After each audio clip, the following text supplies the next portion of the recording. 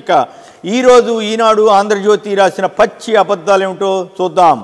మనం రోజు ఎంతగా చెబుతున్నా ఎంతగా కోరుతున్న పచ్చి అబద్ధాలతోటి రాష్ట్ర ప్రభుత్వం పైన జగన్ ప్రభుత్వం పైన వ్యతిరేక వార్తలతోటి పేజీలు కొద్దీ నింపేస్తూ ప్రజలపై ఆంధ్రప్రదేశ్ ప్రజలపై విషం జిమ్ముతోంది ఈనాడు అలాగే ఆంధ్రజ్యోతి దినపత్రిక.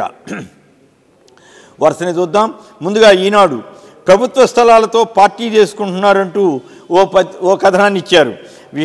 వాస్తవం ఏమిటంటే గురువింద కిందకు నలుపు మాదిరిగా ఈనాడు రామోజీరావు కింద నలుపు కప్పిపుచ్చి వైఎస్ఆర్ కాంగ్రెస్ పార్టీపై నిత్యం క్షుద్రరాతల యజ్ఞంలో భాగంగా రాసుకొచ్చిన తప్పుడు కథనం.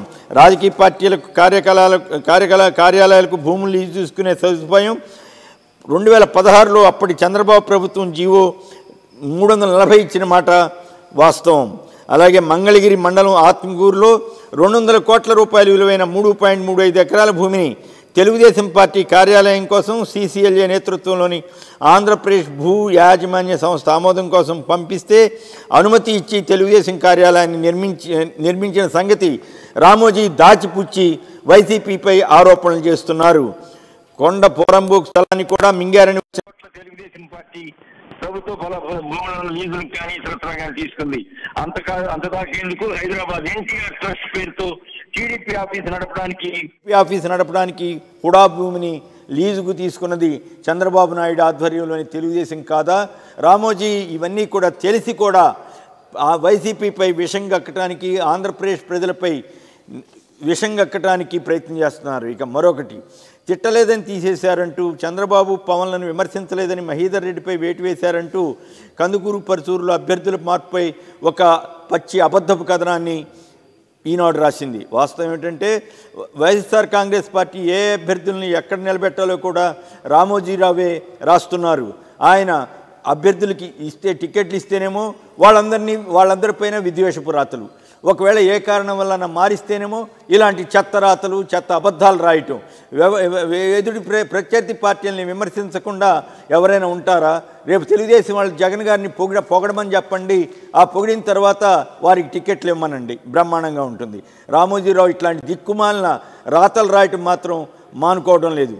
నా పొత్తులు కొలిక్కి రాక నిలబడ్డానికి అభ్యర్థులు దొరక్క టీడీపీ జనసేనలు తంటాలు పడుతున్న విషయాన్ని ఆ పార్టీల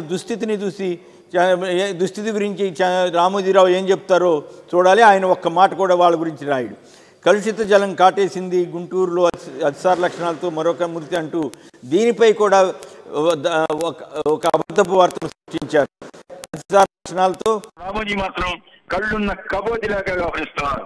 వైద్య శాఖ మంత్రి స్వయంగా ప్రతిరోజు అధికారులతో సమీక్ష జరిపి పైప్ లైన్ల పనితీరుపై నివేదికలు తెప్పించుకుంటున్నారు.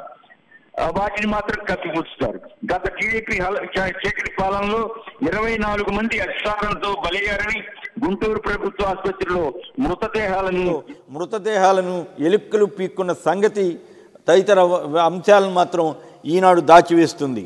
ఇక మరో అబద్ధం, చిన్న పరిశ్రమలు తీసుకునే రుణాలపై రిజిస్ట్రేషన్ ఛార్జీల బాధుడు గతంలో 10,000 ఇప్పుడు 2.5 లక్షలంటూ ఓ కథనాన్ని ఇచ్చారు. వాస్తవం ఏమిటంటే చిన్న తరహా కుటీర పరిశ్రమలు వృద్ధి రికార్డు స్థాయిలో పెరుగుతుంటే రామోజీరావు నిత్యం వాళ్ళపై పడి ఏడుస్తున్నారు.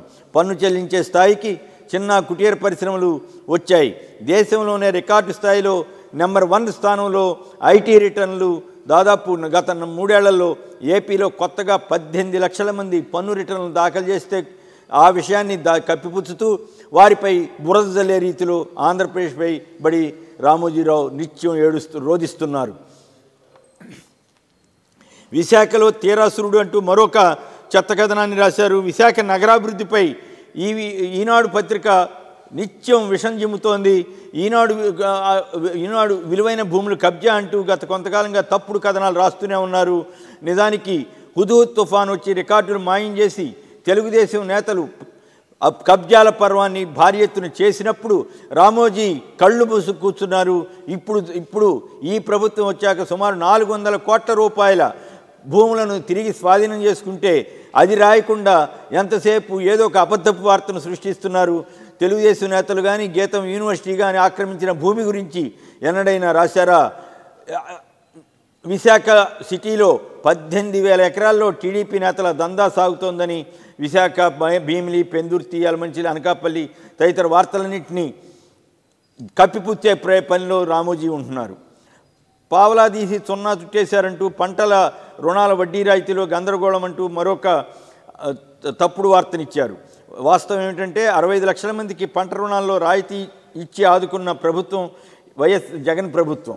52 అనధికార బౌన్సర్లు అంటూ వైకాపా సైనికుల్లా కొందరు పోలీసులు వ్యవహరిస్తున్నారంటూ వారు మళ్ళీ పోలీసులపై విషయం గక్కే వార్తను ఈనాడు రాసింది. పోలీసులను టార్గెట్ చేయటం కొత్త కాదు. కేవలం వచ్చే ఎన్నికల్లో పోలీసులను భయపెట్టడం ద్వారా రామోజీరావు తెలుగుదేశం ప్రయోజనాలకి ఏమైనా ఉపయోగపడుతుందేమోనని విపరీతమైన ప్రచారం చేస్తున్నారు. పోలీసులను ఇంత దారుణంగా అవమానిస్తూ తెలుగుదేశానికి మేలు చేయాలని చూస్తున్న రామోజీకి పోలీసులే బుద్ధి చెప్పాల్సిన సమయం ఆసన్నమైంది.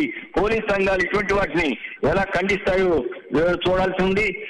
అది ఎందుకంటే గతంలో పోలీస్ వ్యవస్థని ఏకంగా ఇంటెలిజెన్స్ చీఫ్నే తెలుగుదేశం కార్యకర్తగా మార్చి టీడీపీ యువ టీడీపీ నాయకుడి పేరు సెలెక్ట్ చేయాలంటే కూడా పలానా ఇంటెలిజెన్స్ చీఫ్ గారు సిఫారసు చేయాలని ఏకంగా టీడీపీ నాయకులే చెప్పినటువంటి వీడియోలు ఇప్పటికీ సర్క్యులేషన్లో ఉన్నాయి. ఇక ఆంధ్రజ్యోతి ఏడుపులు చూద్దాం.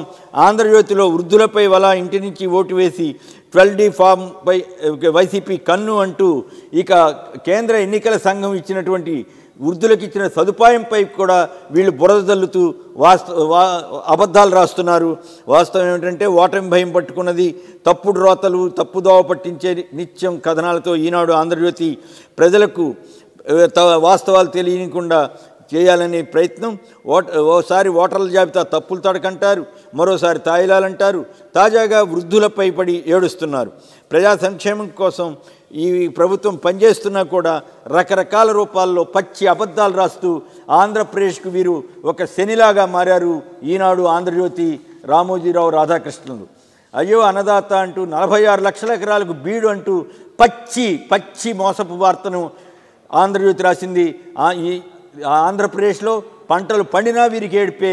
ఎక్కడైనా కొన్ని చోట్ల పంటలు పండకపోతే ఇంకేముంది, రాష్ట్ర చంద్రబాబు టైంలో 4 ఏళ్ల పాటు కరువు కాటకాలు విజృంభించిన జగన్ వచ్చాక 5 ఏళ్లలో మంచి వర్షాలు పడినా వీళ్ళు మాత్రం పచ్చి అబద్ధాలు రాస్తూనే ఉన్నారు.